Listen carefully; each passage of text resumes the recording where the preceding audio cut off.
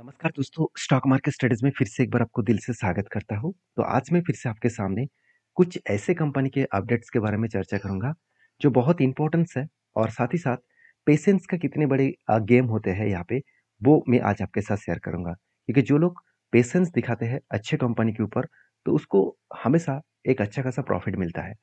तो मैंने जब पेशेंस दिखाया, उसका मुझे कितना मतलब रिवॉर्ड मिला, कितना रिजल्ट मिला, वो मैं आपके साथ शेयर करूँगा। तो चैनल में फर्स्ट टाइम विजिट किया है तो जरूर चैनल को सब्सक्राइब करिए और वीडियो अच्छा लगे तो एक लाइक जरूर कर दीजिएगा। तो सबसे पहले मैं बात करूँगा मल्टी कमोडिटी एक्सचेंज के बारे में।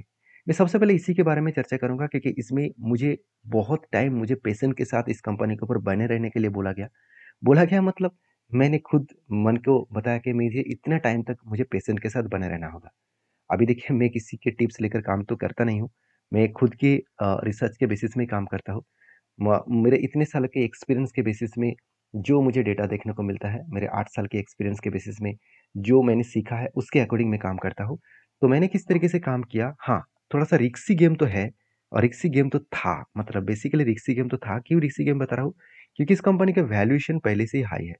तो जब मैंने टेल लिया था, अब इसका वैल्यूएशन सस्ता था। आज कंपनी का वैल्यूएशन बहुत हाई हो चुके हैं। तो जो लोग सोच रहे हैं कि अभी इस टॉप लेवल में कंपनी के ऊपर बाय करूँ, तो उसके लिए खतरा बन सकता है।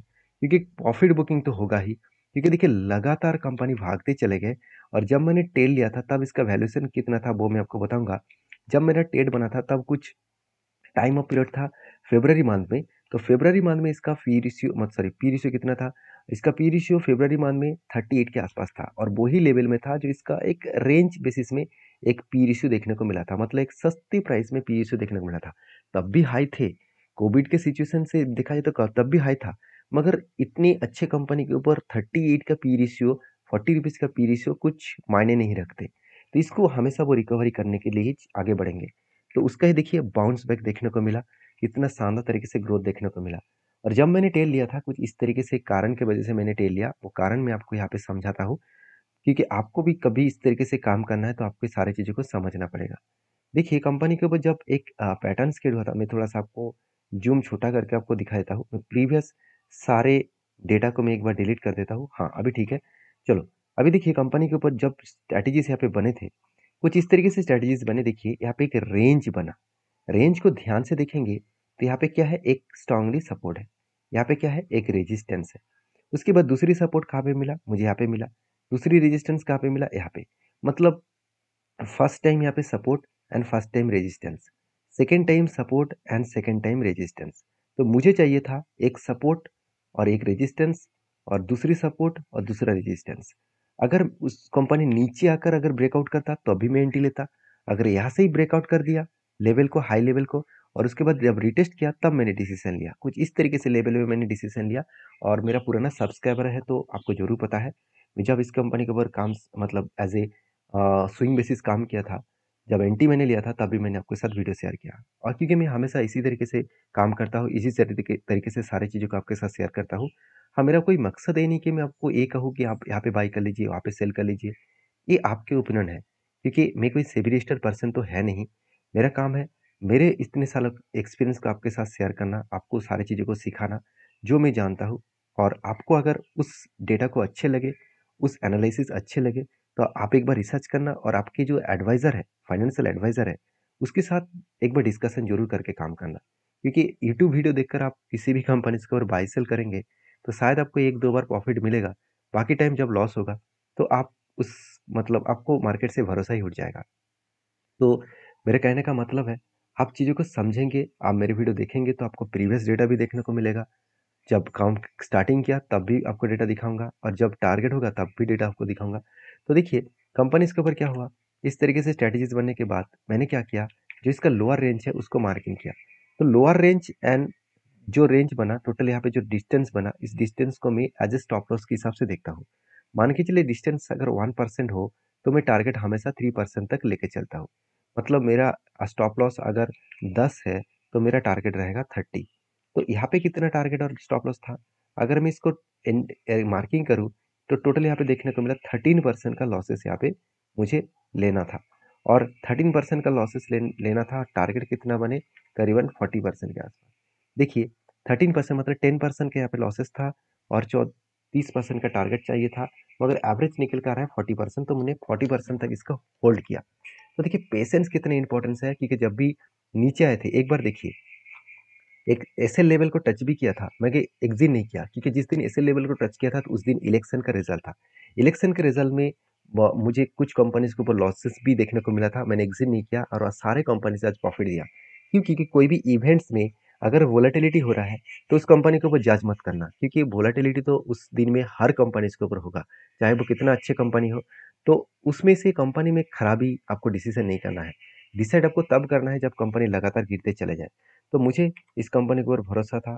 तो नेक्स्ट डे में जब यहाँ पे ग्रीन कैंडल दिखे, उसके बाद एक ब्रेकआउट कैंडल दिखे, तो मैंने इंतजार किया और फाइनली देखिए कंपनी टारगेट को अचीव किया।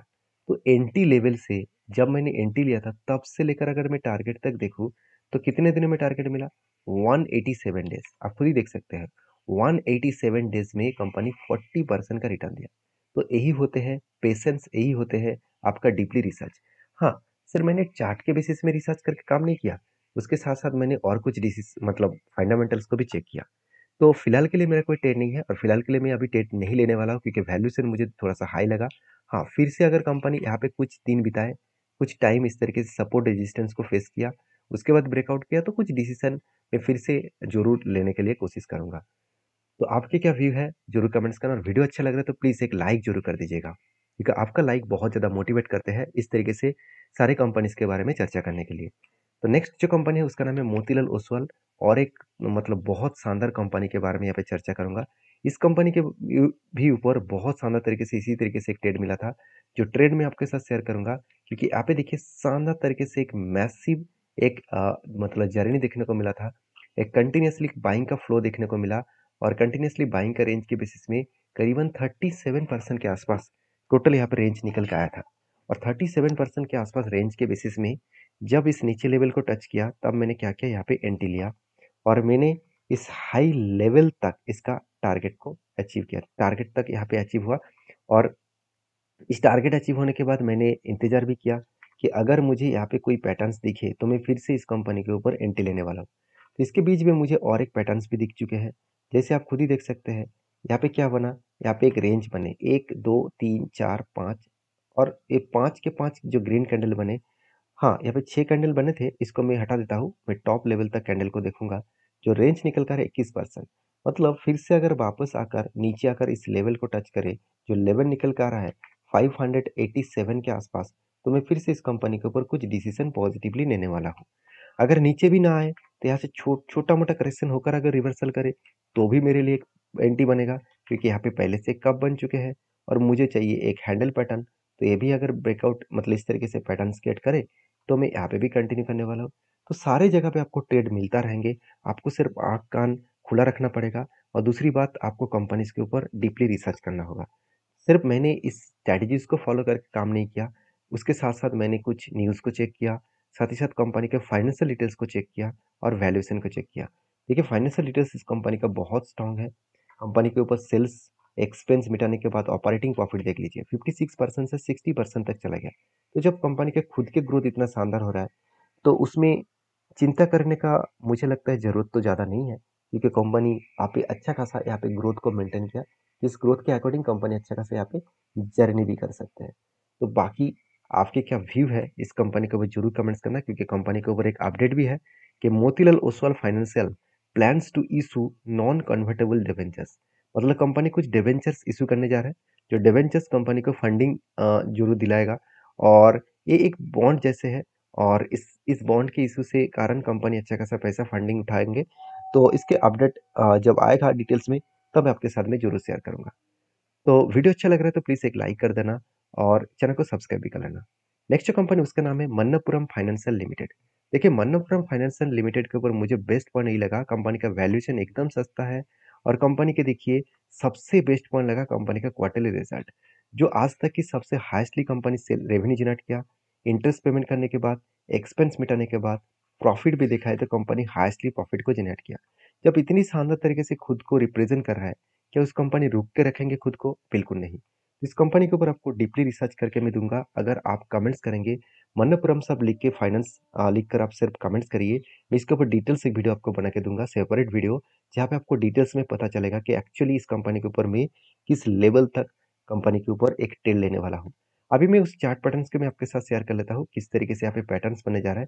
ध्यान से देखना, कंपनी के पैटर्न्स के बारे में बात करूँ, तो कंपनी यहाँ पे लंबा जर्नी के बाद एक बिग क्रैश हुआ था, उसको बिग तरीके से रिकवरी किया और रिकवरी भी कोई छोटा-मोटा रिकवरी नहीं है।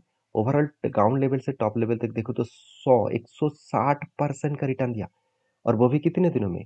एटलीस्ट अगर मैं टोटल रिटर्न के डिस्टेंस के बारे में बात करूँ, तो ओवरऑल 750 दिनों में।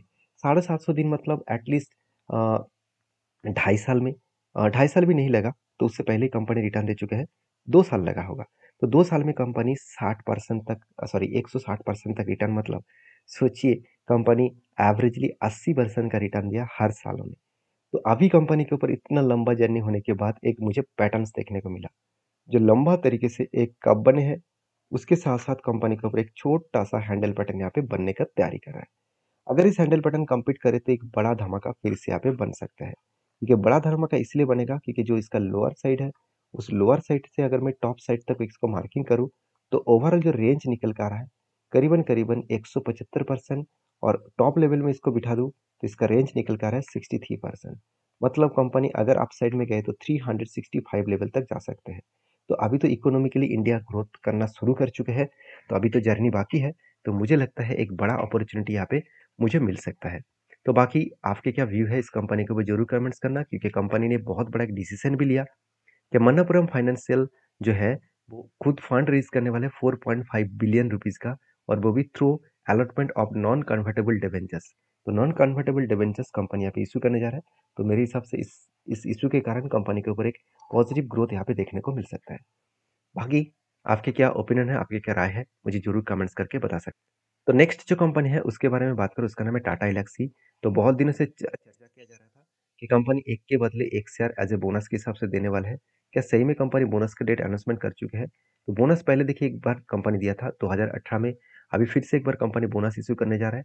जब बोनस फाइनली इश्यू होगा तब मैं आपके साथ ज़रूर शेयर करूँगा सारे डिटेल्स को। तो वीडियो में अगर जानकारी अच्छा मिला होगा तो प्लीज़ लाइक करना, चैनल को सब्सक्राइब भी करना। मिलते हैं नेक्स्ट वीडियो में, तब तक के लिए धन्यवाद।